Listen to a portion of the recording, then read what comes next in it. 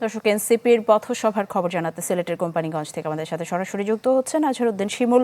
শিমুল, জানাবেন পথসভার সবশেষ কি খবর আছে এই মুহূর্তে?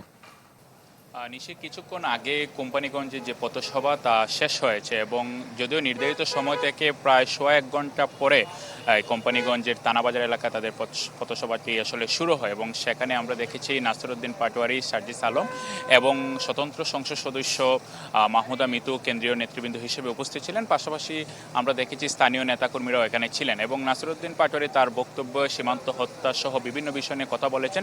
তিনি বলেছেন চাঁদাবাজি বন্ধ করতে হবে, ঘুষ বাণিজ্য বন্ধ করতে হবে এবং সরকারকে তিনি আহ্বান জানিয়েছেন যে হাদি হত্যার বিচার করতে হবে এবং তারা বলছেন তারা সংস্কার চান। এই সংস্কার দ্রুত সময়ের মধ্যে না করলে তারা আরেকটি জুলাই অভ্যুত্থানের দিকে যাবেন। বাংলা কিউআর যেখানে নগদ পেমেন্ট সেখানে সারা দেশে 10 লাখেরও বেশি মার্চেন্টে নগদে পেমেন্ট করুন খুব সহজে।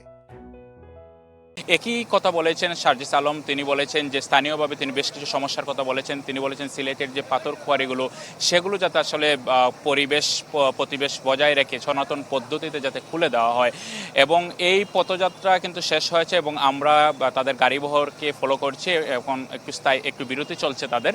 এই গাড়িবহরটি এখন কোম্পানিগঞ্জ থেকে গোয়েনঘাটের উদ্দেশ্যে রওনা হবে। সেখানে একটি গোয়েনঘাট যে থানা এলাকা রয়েছে সেখানে পথসভা অনুষ্ঠিত হবে এবং আমরা গোয়েনঘাট থানার অফিসার ইনচার্জ যিনি রয়েছেন ওমর ফারুক, তার সাথে কিছুক্ষণ আগে আমার কথা হয়েছে। তিনি বলেছেন যে নিরাপত্তা ব্যবস্থা তারা জোরদার করেছেন, যে কোনো ধরনের অপ্রীতিকর ঘটনা এড়াতে তারা সতর্ক অবস্থানে রয়েছেন। পাশাপাশি তিনি বলেছেন যে তাদের আইনশৃঙ্খলা বাহিনীর পাশাপাশি সাদা পোশাকের আইনশৃঙ্খলা বাহিনীও থাকবে।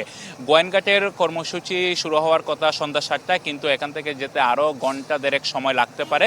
গোয়েনঘাটের কর্মসূচি শেষ করে তারা যাবেন সিলেটের সবচেয়ে সীমান্তবর্তী এলাকা জৈন্তাপুরে।